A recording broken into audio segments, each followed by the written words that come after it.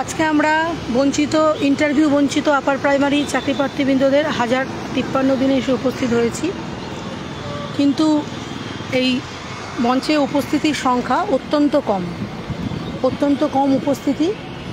আজকে পুলিশ প্রশাসনের পক্ষ থেকে এসে আমাদের বলেও গেছে যে আপনাদের মঞ্চের অবস্থা এত খারাপ, এটা সরকারের কাছে খুব খারাপ একটা বার্তা যাচ্ছে। আপনারা মঞ্চের উপস্থিতি বাড়ানোর চেষ্টা করুন, তা না হলে পরবর্তীকালে সরকারের কাছে আপনাদের অসুবিধা হবে। সেই জন্য বারবার সবাইকে অনুরোধ করছি, আপনারা মঞ্চে আসুন।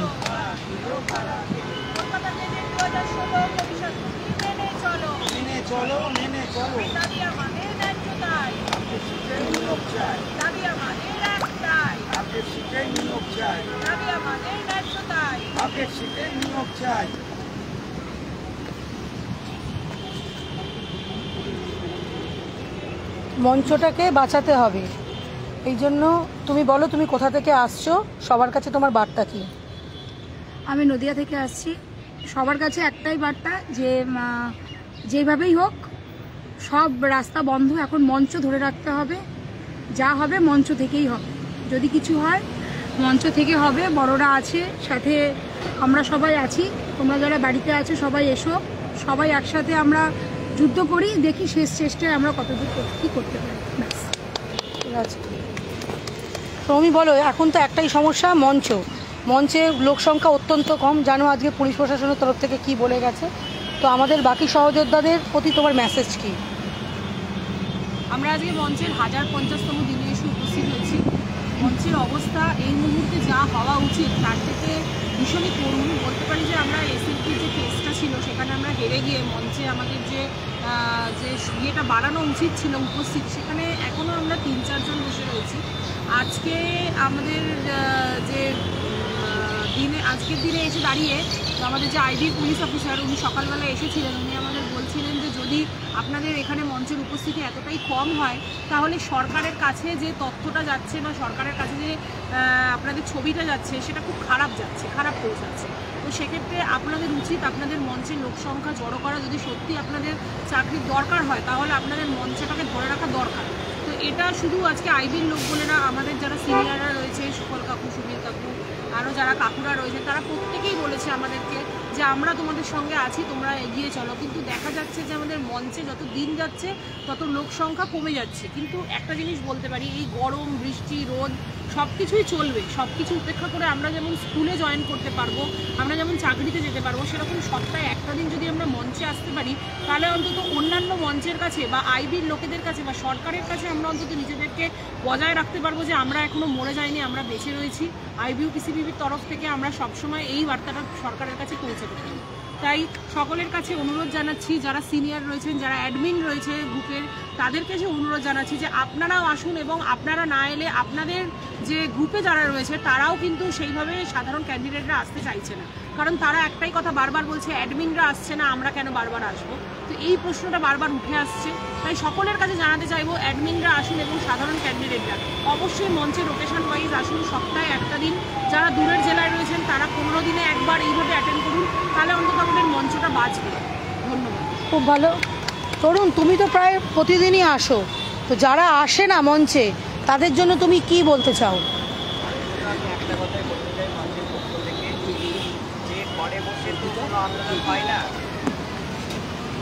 ঘরে বসে কোনো আন্দোলন হয় না, ঘরে বসে কোনো অধিকার ছিনিয়ে নেওয়া যায় না। অধিকার আমাদের ন্যায্য অধিকার, শিক্ষাগতার অধিকার যদি আমাদের ছেনাতে হয়, তো একমাত্র পথ যেটা খোলা রয়েছে এখনও পর্যন্ত, এই যে মঞ্চ, মাতঙ্গিনী হাজরা মায়ের পাওয়ারেসে যে মঞ্চ, সেই মঞ্চটাই আমাদের ভরসা, আশা এবং আমাদের আকাঙ্ক্ষা পূরণ করবে বলে আমার মনে হয়, এবং আমাদের প্রত্যেকেরই মনে হয়। তাই বাড়িতে বসে না থেকে প্রত্যেকে, ওই যে সৌমিজি যে কথাটা বললো, অন্তত পক্ষে একটা দিন যদি আপনারা সদিচ্ছা দেখান, আমার মনে হয় প্রত্যেকেই আসতে পারেন, মঞ্চটাকে রক্ষা করতে পারেন এবং মঞ্চই পথ দেখাবে বলে আমার মনে হয়। এছাড়া কিছু আমাদের বলার নেই। কাকু, আপনি তো সিনিয়র, আজকে মঞ্চে উপস্থিত রয়েছেন। আমি আগেও বলেছি যে পুলিশ কর্তা এসে কি বলে গেছে, আপনি সবাইকে আসার জন্য একটু বার্তা দিন, আপনার কাছ থেকে সবাই বার্তা শুনুন। দেখতে দেখতে এতদিন হয়ে গেছে, অনেক ছেলে মেয়ে কিন্তু এই মঞ্চে তারা উপস্থিত হয়েছিল, উপস্থিত হয়, আজও যারা উপস্থিত হচ্ছে, যারা মঞ্চে অন্তপ্রাণ, মঞ্চ ছাড়া তাদের কোনো গতি নেই, এটা যারা ভাবে তারা কিন্তু মঞ্চে আসে। এইরকম যদি হয় সে আশা ছিল, ভালোবাসা ছিল, আজ আশা নাই, ভালোবাসা নাই। সত্যি কি আমাদের আশা নেই? এই মঞ্চ থাকলে আমাদের আশা আছে। আমি বলতে পারি কোথায় কে এসএলপি করেছে, কেস করেছে, উচ্চ আদালত, সর্বোচ্চ আদালত, সব জায়গায় যদিও হয় শেষ, কিন্তু কোনোদিন ফেরাবে না। আমি আশা করি এই মাতঙ্গিনী হাজরার পাদদেশ। তাই আমি সবার কাছে এটা অনুরোধ রাখি। প্রথম শুরুতে আজকের লাইভে অর্পিতা নিশ্চয় সমস্ত কিছু বললো, সেই সঙ্গে আমি যেটা বলতে চাই, আমার বলা কথাটা সৌমি খুব সুন্দরভাবে বলেছে, এতটা গুছিয়ে হয়তো আমিও বলতে পারতাম না। তো আমি বলবো অর্পিতা, এই সৌমি, এই যে তরুণ বা এই যে পিঙ্কি বা আরও যারা আমরা এখানে আছি, এসেছি, এরা যে বক্তব্যগুলো রাখলো একটুখানি ভেবে দেখতে হবে। সৌমি যে কথাটা বললো সে কথাটা ভেবে দেখতে হবে। যদি মনে হয় এই কথাটা যদি তাদের কানে যায়, তাহলে জানতে হবে যে এই কথাগুলো কাকু বলতে চাইছে। আমি আর দ্বিতীয়বার ওই একই কথা বলতে চাই না, কিন্তু আমি সেই কথাগুলোই বলতে চাই যে আবার তোমাদের কানে যদি স্পর্শ করে থাকে, তাহলে তোমরা মঞ্চটাকে সুরক্ষা দাও। কারোর কথায় যেন কখনো কোনো দিন ভুল বোঝাবুঝি হবে না। যদি মঞ্চ থেকে যদি কিছু পাওয়া যায়, মঞ্চ থেকে যদি কিছু সুরাহা হয়, তা মঞ্চে যারা সংযুক্ত তাদের সকলের জন্যই হবে। এই যদি কেউ কোনো বিভ্রান্তিকর কোনো কথা ছড়ায় যে মঞ্চের বোধহয় কারো চাকরি হয়ে গেল, কেউ বোধহয় ভিতরে সেটিং করে নিল, কেউ বোধহয় কোথাও কোনোভাবে যুক্ত হয়েছে, এইরকম ভুল ভ্রান্ত এই ধারণা যেন কারোর মধ্যে কেউ না জন্মিয়ে দিতে পারে। আমাদের এই মঞ্চটাকে অনেকভাবে পর্যুদস্ত করার চেষ্টা করেছে, পেরে ওঠেনি। কিছুজন মঞ্চটাকে বাঁচাবার আপ্রাণ চেষ্টা চালিয়ে গেছে বলে আজ ওই মঞ্চটা আছে। আমি দেখেছি, আমি মুখের সামনে বলছি বলে নয়, এই যে অর্পিতা, তারও অনেক সমস্যা, সে কিন্তু চিকিৎসাধীন। এই যে সৌমি, এ কিন্তু চিকিৎসাধীনও। আমি অবাক হয়ে যাই, ওই মেয়েটার পায়ে চলতে পারে না, একটা ফরেন বডি পায়ের মধ্যে লাগানো, সেও দেখি তাও আসে। কেন আসে এরা?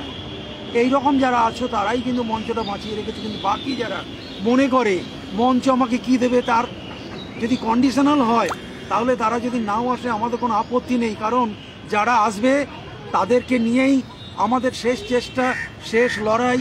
এবং আমরা এখান থেকে মঞ্চ থেকে কিছু না নিয়ে উঠে যাব না। কারণ আজকে যদি 1050 দিন হয়, তাহলে আজকে টোটাল কিন্তু আমাদের অর্ডার বেরিয়েছিল 22শে জুন। সেই 22শে জুন এলে 3টে বছর পূর্ণ হবে।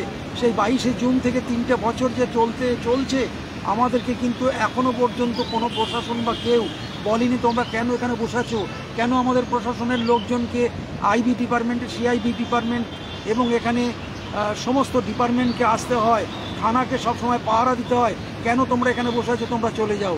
আমাদেরকে চলে যেতে বলতে পারিনি, বলতে পারছে না, বলতে পারবেও না। উচ্চ আদালতের আদেশ আছে, সেই আদেশ বলে যদি আমরা টিকে থাকি, আমাদের আন্দোলন, আমাদের লড়াই, আমাদের চাহিদা যদি একটা জায়গায় ঠিকঠাক থাকে, তাহলে আমি বলতে পারি এই শহীদ মাতঙ্গিনী হাজরার পাদদেশ থেকে একটা কিন্তু নির্দেশ আমাদের সরকারের কাছ থেকে পাবোই। এইটুকু আমি আশা রাখি। তোমরা মঞ্চ বাঁচাও, তোমাদের কাছে অনুরোধ। আমি এই বয়সে তোমাদেরকে অনুরোধ রাখছি, তার মানে এটা নয় যে আমি খুব দায়ে পড়েছি। আমি তোমাদের ভালোর মাঝে ভালো থাকতে চেয়েছিলাম। আমাদের মতো বয়সে যারা এখানে আসে, এখানে বেশ কিছু জন আসেন যারা 7 থেকে 8 জন, যেমন কৃষ্ণনগর থেকে পলির মা আসে,